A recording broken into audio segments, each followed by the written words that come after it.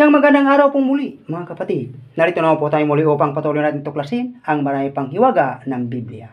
Umpisahan na po natin sa 1 Pedro 3, versikulo 19 at 20. Sa kalagayang ito, nagpunta siya at nangaral sa mga espiritong nakabilanggo. Sila ang mga espiritong ayaw sumunod nang sila matagang hinihintay ng Diyos nung panahon ni Noe. Samantalang ginagawa nito ang malaking barko. Iilang tao, 8 lamang ang nakaligtas sa baha.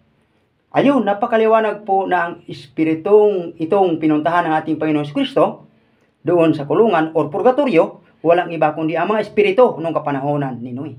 Ngayon ang tanong po natin dito, ang mga espiritu ba ng mga Kristiyanong namatay na pasaway? Kasama ba dito? Basahin po natin ngayon ang Hebreo 6, versikulo 4 hanggang 6. Sapagkat paano pang magsisisi at manumbalik ang mga tumalikod sa kanilang pananampalataya? Dati naliwanagan na sila, nakalasap ng kalangitan, nakaloob ng Diyos, na naging kabilang sa mga tumanggap ng Espiritu Santo. Nakalasap na rin sila ng kabutihan ng salita ng Diyos at nakadama ng kapangyarihan ng Diyos na lubusang mahayag sa panahon na darating. Kapag sila'y tumalikod pagkatapos malasap ang lahat, hindi na sila mahari pa maakay sa pagsisisi at mapanumbalik sapagkat muli nilang ipinapako sa krus at inilantad sa kahiyaan ang anak ng Diyos. Napakaliwanag po dito na magkaiba ang hatol ng Diyos dito.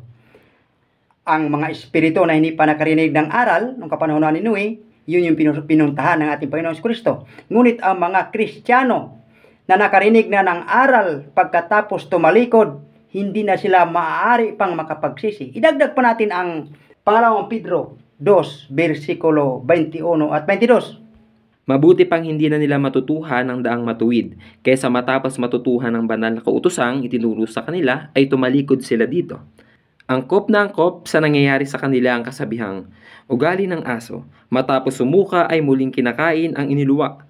At ito naman baboy, paliguan mo man, pilit pa rin babalik sa dating lubluban. Isa na po ang ibig sabihin nito na ang mga Kristiyanong namatay na pasaway ang kanilang mga kaluluwa, hindi na po maaari pang makapagsisi o papangaralan pa sapagkat tinanggap na nila ang aral. Idagdag pa po natin ang Hebreo 10, versikulo 26-27. Matapos nating malaman at tanggapin ang katotohanan at magpapatuloy pa rin tayo sa pagkakasala, wala nang handog na may aalay pa para sa ipagpapatawad ng ating mga kasalanan. Ang naghihintay lamang sa atin ay ang nakakakilabot na paghuhukom at ang naglalagablab na apoy na tutupok sa mga kaaway ng Diyos. Dito po'y napakaliwanag na magkahiwalay po ito. Ang mga Kristiyanong namatay na pasaway, ang kanilang mga kaluluwa, hindi na talaga kailanman maaari pang makapagsisi kung sila ay tumalikod. Hanggang dito na lang sa samahan niyo ko muli upang patuloy pa natin tuklasin ang marami pang hiwaga ng Biblia.